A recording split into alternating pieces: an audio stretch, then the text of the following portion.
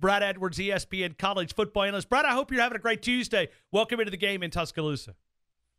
Thank you, Ryan. Thank you. Excited to be back.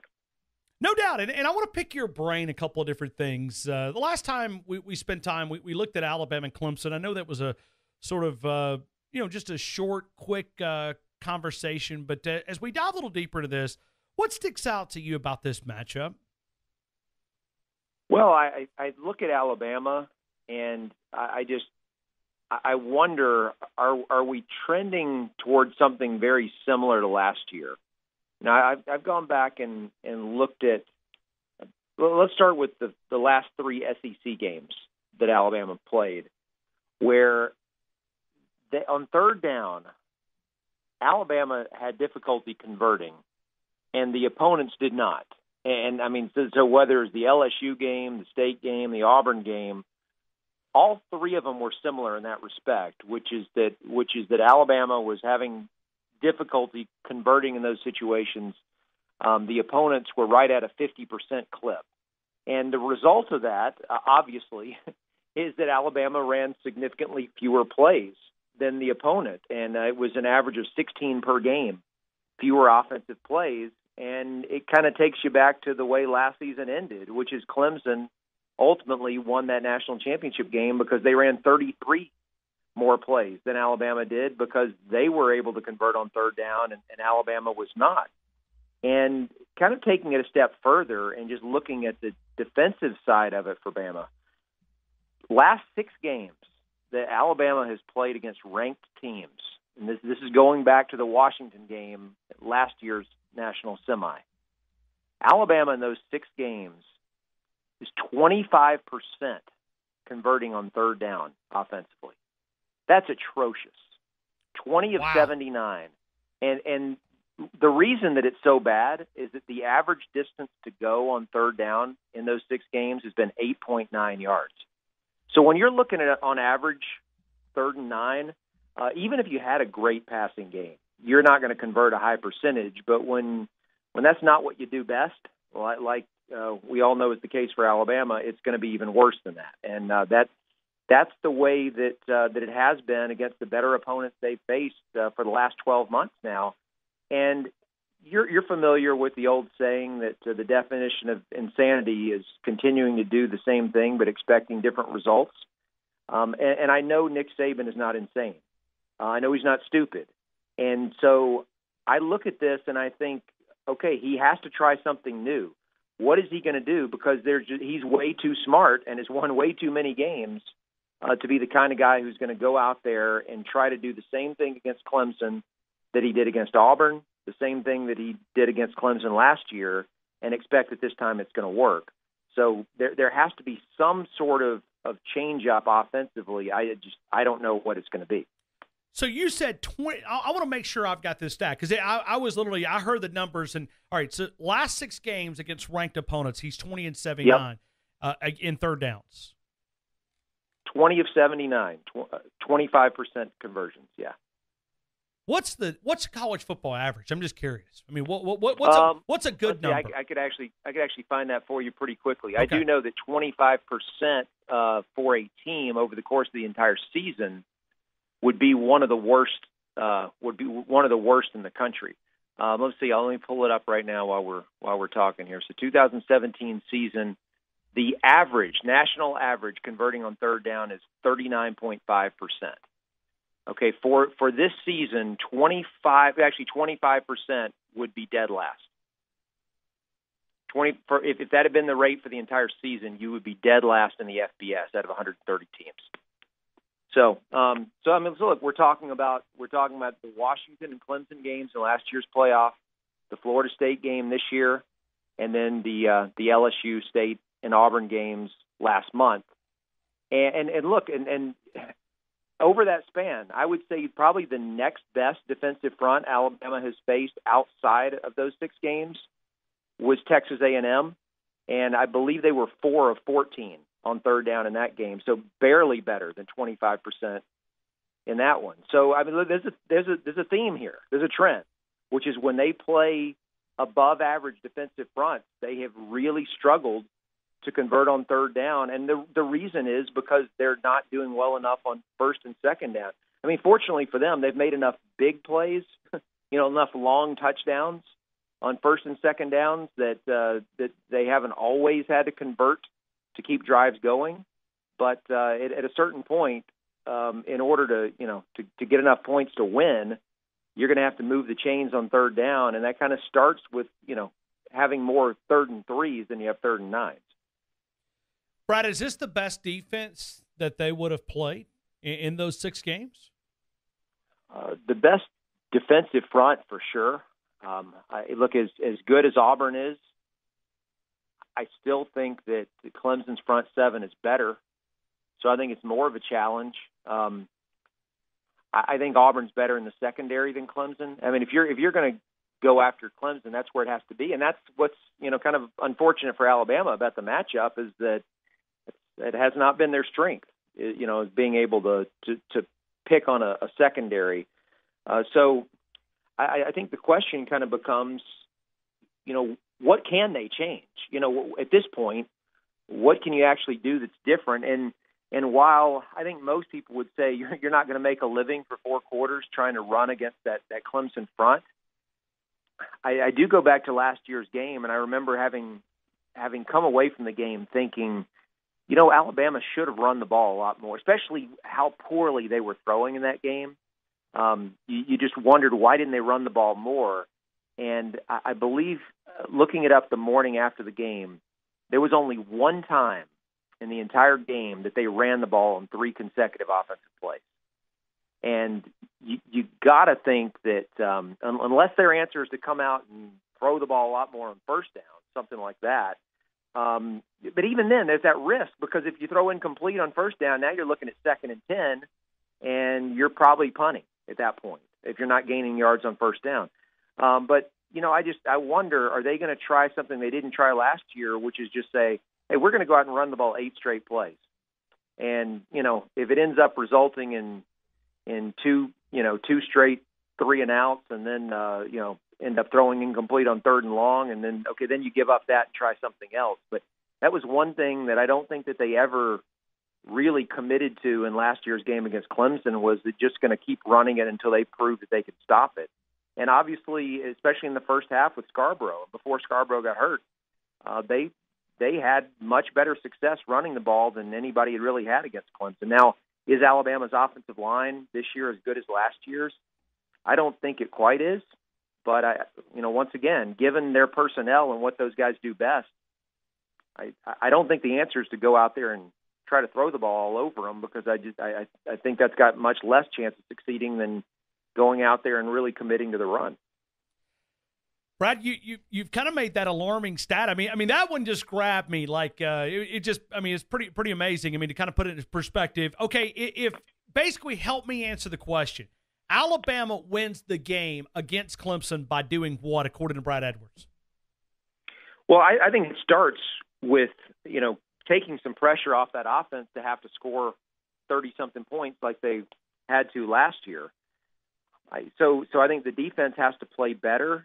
Clemson is not as explosive offensively as they were a year ago. Last year, they were much more of a passing team. This year, they're more of a running team. And part of that is because Deshaun Watson, while he was a good runner, he was obviously an excellent passer. And I think this year they're better suited toward the running game, because that's their quarterback strength. And so I think if Alabama can slow down the run, they've got a chance to be able to keep Clemson in the 20s. And if they can do that, then maybe they don't need as much out of their offense in order to win the game. And so I think that's really where it starts, is keeping those gains to a minimum on first and second downs, making Kelly Bryant have to throw, which he can. But he's better at running the ball, and certainly better at running the ball than Deshaun Watson was. So that's step one. And then, beyond that, like I said, they have to be able to run. If Alabama can't run, I don't really care who the opponent is. If Alabama can't run, they're not going to win. Then, at no point is your game plan ever Jalen Hurts is going to throw the ball 50 times. That's just that's not a recipe for winning games. And obviously part of the running is going to be with Hurts involved in it. And that's kind of where they have to get creative. Certainly, look, that opening drive of the second half against Auburn, that was just so effortless, just marched right down the field for a touchdown. There was a lot of controlled passing in that drive, just little swing passes to the running backs out of the backfield where they were just, they're glorified running plays is all they are. And you're getting the ball to the same person, but instead of putting it in his belly, right behind the line of scrimmage, you're just getting him out a little bit wider and putting the ball in his hands in space. And I think Alabama can do a good bit of that. It's still essentially running the ball, even though it's technically a pass play, but they've just got to be less predictable on first and second downs in order to gain enough yards to keep Clemson off balance. How do you think Jeremy Pruitt leaving for Alabama to go to Tennessee? Obviously, he's going to try to do both duties. Will affect this game, or if any at all. Well, my sense is that the health of the defense will be a bigger deal. Because obviously Saban's involved enough with the defense that if he feels like that Pruitt's not in a position to call the game as well as he normally does, I'm not saying you'd have another situation like with Kiffin a year ago, but if Saban ever felt that way, I think Saban can handle what he needs to on the defensive side. So I don't think that's going to be I think less of an issue is the lesser part of it would be the preparedness of the coaching staff. I think the bigger part of it is first of all, are they as healthy as they can be on the defensive side? And we're guessing that having these 5 weeks off between games will certainly help them get there, especially at linebacker. But then the bigger question is, knowing that the three linebackers who had been out, who just came back for the last game, that supposedly will be, back to full strength now, how good are those guys really? Because none of them had really played a whole lot.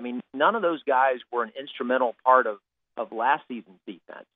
They played some, but they weren't out there on a majority of the downs. And so, I think while the expectations were high for Miller and Lewis coming into this season, we got to see them for a couple of quarters, and that was about it. So I don't even know that we know how good they really are or how good they can be.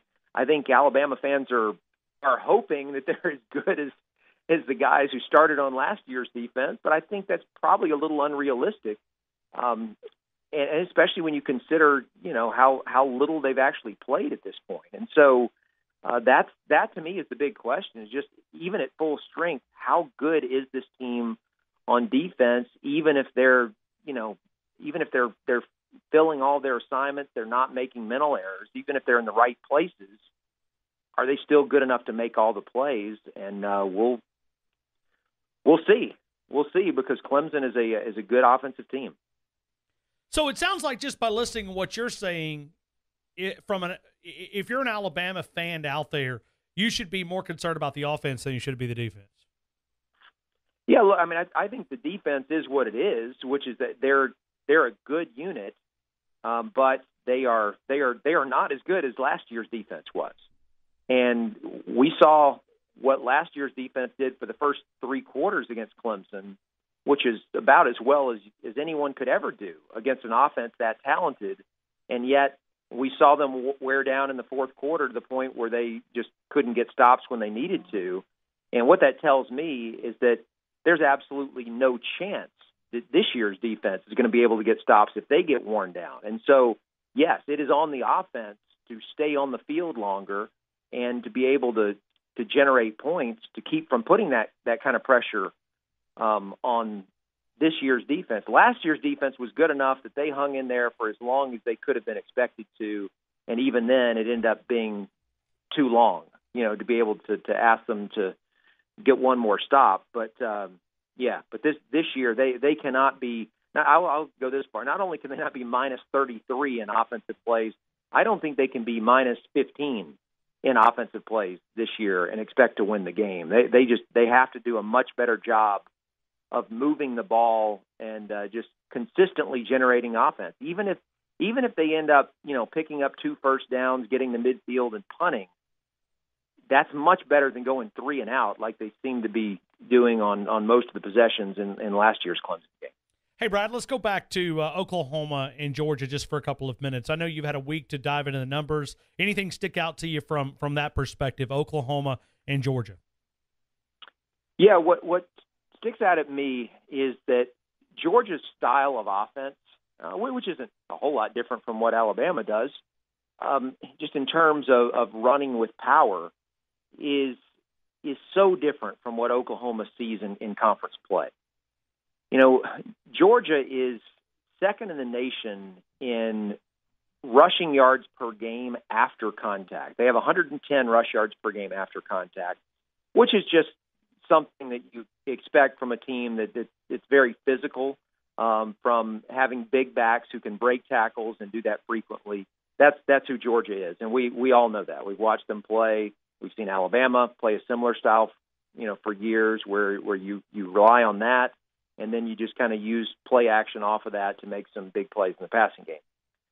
In the Big 12, there's only one team that is above the national average in rush yards per game after contact, and that team is Oklahoma.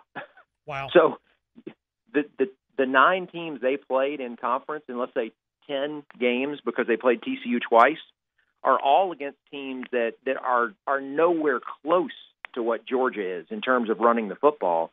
Kansas State actually had a lot of success running the ball on Oklahoma. They're really the only team in the Big 12 that's primarily a running team, but they don't have big backs. They're not a physical run over you type of team, and yet they had good success running the ball against OU. And so I see the potential for Georgia to not only be able to run the ball well enough to score with Oklahoma's offense, but I really see the potential for Georgia to be able to wear down that Oklahoma defense where they're having even more success in the second half.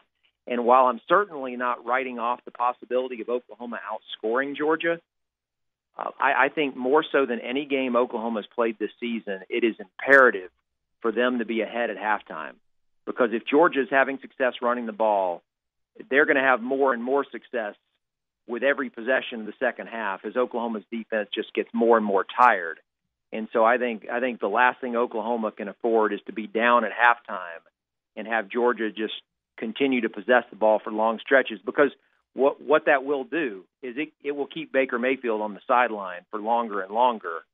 Either that, or it's going to end up in long running plays for touchdowns, which even if Oklahoma is answering quickly, at some point they'll have to get stops, and I don't think it's going to be easy for them to do. So I think Georgia, to just kind of summarize, I think they match up really well with Oklahoma based on my belief that they can run the ball on them in a way that they ran the ball against the weaker defenses in the SEC. Brad, what's your pick for the finals as far as the two teams? Well, I'm leaning Georgia Clemson. I as much as I think the 5 weeks off will help Alabama, and as much as I think the 4 weeks off hurt Clemson. I mean, let's look at this. I mean, Alabama, I don't think there's any question, their 2 worst performances of the season were their last 2 conference games. No one's going to argue with that, the State and Auburn games. On Clemson's side, I think their 2 best games of the season were their last 2, the South Carolina game and the ACC championship. And so Alabama obviously welcomed the chance to have all these weeks off to regroup, get things in order, heal up, etc. Whereas Clemson, if there's any team that didn't want to stop playing for a long stretch, it was them, because they were playing so well. And while all of that works to Alabama's advantage, I still have not seen enough out of either the Alabama offense against good defenses or against the Alabama defense, or from the Alabama defense in terms of, being able to get stops on third down and all that, to lead me to believe that Alabama should be favored. Now, do I give them a chance? Yes. I mean, Alabama's too talented to say they don't have a chance. But to me, Clemson is clearly the better team. And if Clemson doesn't make mistakes, Alabama is going to have to play extremely well to win this game. And, I think if this game is played 10 times, Clemson probably wins 7 or 8 of them. And so I'm going Clemson in that one, and I'm going Georgia in the other one. Brad Edwards, just real quick, and if you don't have it, no worries. Maybe you could text me later on.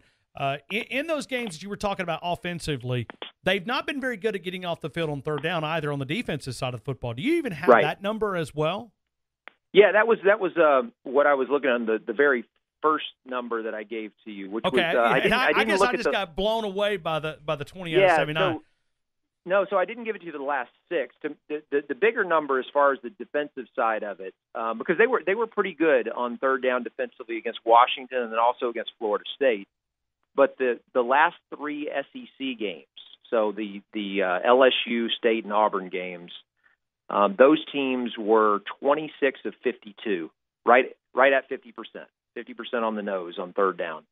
Alabama offensively was 32% in those 3 games. So that is, I tell you what, the fact that they won 2 of those 3 games with those numbers, I think speaks to how talented they are, because most teams are not going to win 2 out of 3 getting dominated like that on third down. And as I said, the net result of that was that Alabama over those 3 games had 16 fewer offensive plays per game, so 48 fewer in total than their opponents did. And that is we saw last year in the national championship game. That will not win you a game against Clemson.